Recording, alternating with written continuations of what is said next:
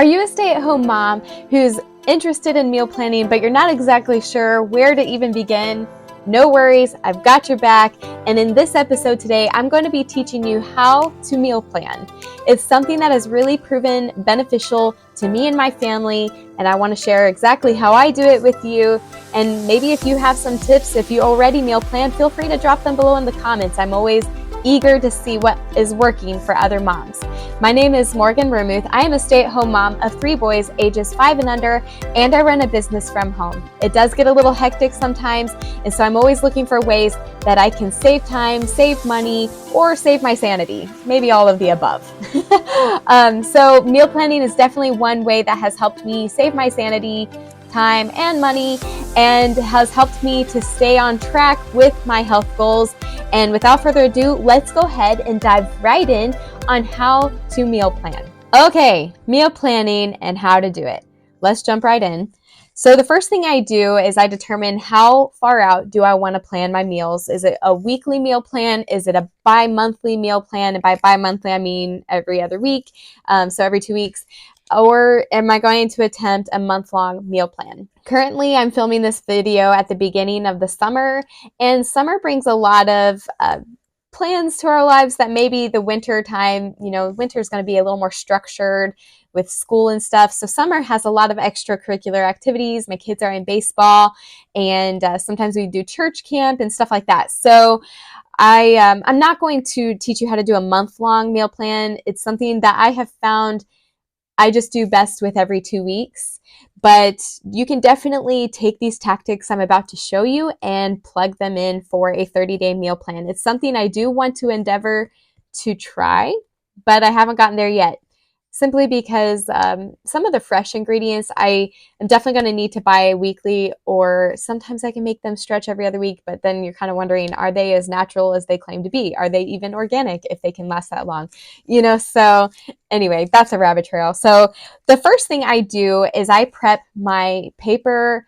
I'm going to show you what I have. Someone gifted it to me at Christmas one time, but it's a little weekly planner. So you can use a planner, you can use a calendar, you can use a simple sheet of paper. I even wrote down here that you can use, did you ever do this in school? If you were going to need a scrap paper, instead of wasting tons of scrap paper, you stick a piece of paper inside of a sheet protector, those clear sheet protectors that you can use a dry erase marker on and wipe it dry and keep writing out your math problem or whatever kind of notes you needed just temporarily. I know I definitely did that in school with my algebra problems. But I have found that being able to erase something that you don't need to last for a long time is a really great way of just keeping life simple and not wasting paper. So you can definitely make a meal plan, stick it inside of a sheet protector, hang it on your fridge, and cross off each day as you have completed that day. And then when you're done with that meal plan, take the sheet out, put it in a notebook, replace it with your next meal plan, and now you have some pre-made meal plans for future use that you can use over and over. So that's just a free credit right there type of tip. But here's what I have. It's a weekly planner. I've drawn on it, so I'm going to show you a blank page. Hopefully the camera will pick it up.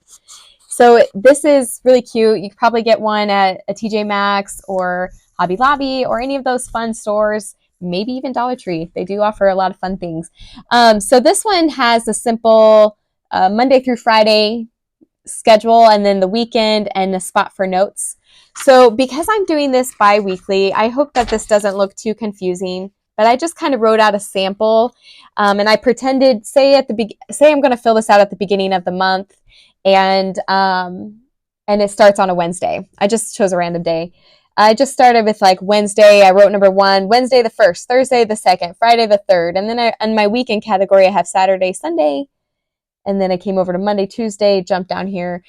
That might be a little confusing, but this is just a way for me to use this pad. You can truly just write it out on a plain sheet of paper. Don't make it more complicated than it has to be. I'm hoping that my showing you where my week begins over to the weekend, back down to the next week, over to the weekend, isn't too confusing. And I'm trying to remember if there was anything else I was going to say on that. I don't think so. Okay, so once I have my calendar ready, I've got whatever kind of form of a document I'm going to use. Also, one more tip. I remembered now what I was going to say. This particular notepad did not come with a magnet on it, so you can buy a magnet. I wanted it to be really strong, so I used a couple of strips of magnets here because I like it to be on my fridge. You know, this is a meal plan. I want it on my refrigerator, ready to be seen, so I know exactly what I'm doing that day for my meals. Okay, so let's get started. Well, we've already started, but let's go on. So once you have your sheet ready with the dates and the days of the week that you know, okay, we've got my 2 weeks marked out here.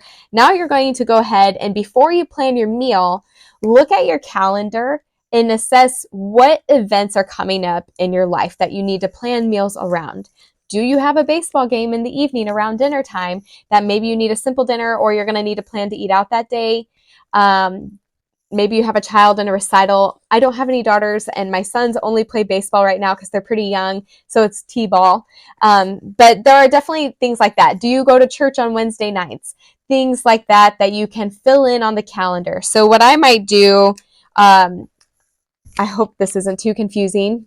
Remember, I'm trying to write 2 weeks in here, so I don't have to use as many sheets of paper, but I could have just as easily Monday through Friday.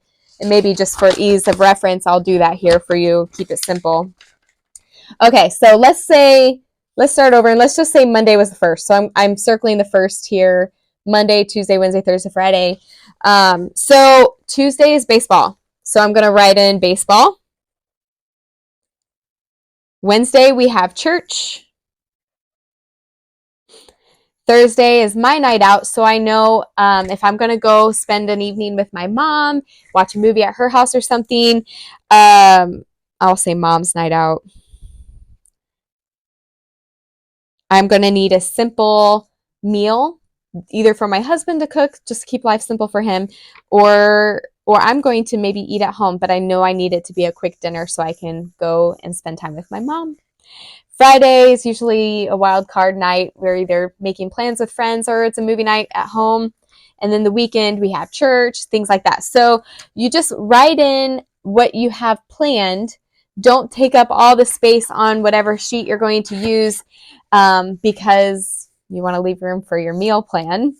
But go ahead and pull out your calendar and anything that you need to reference to know what am I doing over these next 2 weeks, and then begin to fill in those events. Okay, once you've prepped the days and the weeks and you've got everything ready, you've filled in the calendar on your meal plan to know exactly what events are which day. Now we're going to actually plan out the meals. For me and my family, I only plan out dinner because I know I'm going to keep stuff in stock for lunch or we'll eat leftovers from the night before, depending on how big of a meal I make. And then breakfast, we pretty much go to the same breakfasts, so I don't feel like I have to write it in. But you are definitely welcome to do that. It doesn't change the plan here. So that's up to you. Use your discretion. Make it fit for you and your family. But write in. I'm going to just reference dinners. But again, you can write lunch and breakfast as well. So now I'm going to write in my dinners and what works for the events of that day. On a church night, I know I don't want to have a ton of dishes to come home to, or maybe I'm going to cook dinner a little earlier and do the dishes before I even go to church. So I'm going to keep it as a simple dinner. For us, spaghetti might be a simple dinner, mac and cheese with some shredded chicken inside of it, some peas and carrots with it, a roast, a crock pot meal, just different things like that. So on the nights that we are going to be going out, go ahead and write in a meal that you know is simple for you. The cleanup is simple. I still am trying to make sure that we are eating our veggies. It's something that's not always been a habit of mine. I tend to be picky. I should probably stop saying that about myself because I am working on not being picky anymore, and I definitely do incorporate more vegetables than I ever have in my meals. But yeah, so I'm trying to make sure I plan a healthy vegetable side or fruits, or maybe some just fresh carrots that are peeled and chopped and ready to be eaten on the side. A lot of times if we make cheeseburgers, we're going to, instead of fries, have raw carrots, some cucumber, and then whatever fruit I have on hand. A lot of times when it comes to fruit, I may not offer it as much in the evening just because it does have more sugar, and I don't want to get my kids all hyped up before bedtime. But if that's all I have on hand, I figure giving them fruit is going to be better than eating some kind of unhealthy fried side or chips always, so those are some healthy substitutes I try to plug in. And, if you already have your fruit and vegetables chopped and ready to go, that definitely makes for easy cleanup and easy food prepping on the nights that you have plans to go out or whatever you're going to be doing. Another tip I want to share with you before I end this episode is it's really handy to have a spreadsheet or a notebook sheet of paper where you can jot down every possible dinner idea that you can come up with that you feel comfortable with prepping and feeding your family. A lot of times I do try to introduce a new meal, but it's probably going to be only once a week, or maybe not even that frequently, maybe once every other week.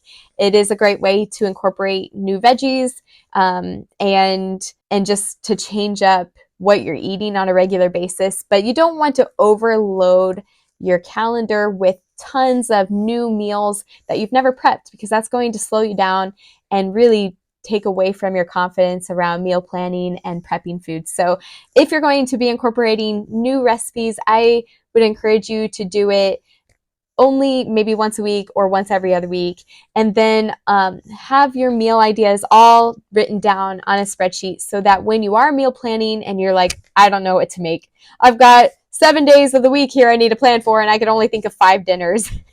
It's really helpful to reference that sheet where you already have all your meal ideas down, and now you just have to plug them into that particular day. So I have a sheet that shows me all my breakfast ideas, all my lunch ideas, and all my dinner ideas. And then sometimes I'll remember another one randomly throughout the day. And so I'll hop on my phone and type it down, or I'll hop to my laptop and make sure I put it on my little spreadsheet so that when I do sit down to meal plan, and really at the rate we're doing this, if you're doing it every other week, you're only doing it twice a month.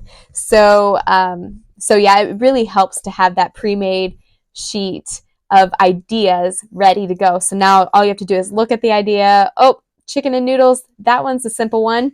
We'll write that in. Oh, grilled hot dogs, probably not very healthy, but it is something we like to do in the summertime, especially around baseball game nights. Yeah, so just having that sheet pre-made with your ideas, and now all you have to do is plug them in around your calendar and your meal plan. One final tip I want to share with you in our meal planning preparation is if you have a special ingredient that you have to buy for one meal, consider finding other meals that you can utilize that same ingredient for and really get the best bang for your buck. Maybe, I know for us, we'll buy green onions, or you might call them scallions, for a dish that we make called Korean beef.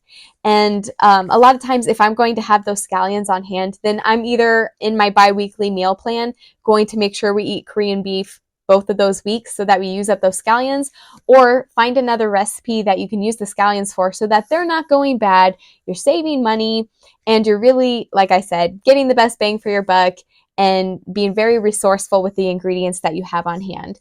So that's just a little suggestion there. Take note of what ingredients you are going to be using in these meals and consider using another meal that requires that same ingredient. Okay, well, those are my tips around meal planning. And in the next episode, I'm going to teach you how to build your grocery list off of the meal plan that you've just made. So stay tuned for that. If you like the value that I've shared with you today, I want to personally invite you over to my free Facebook group for moms.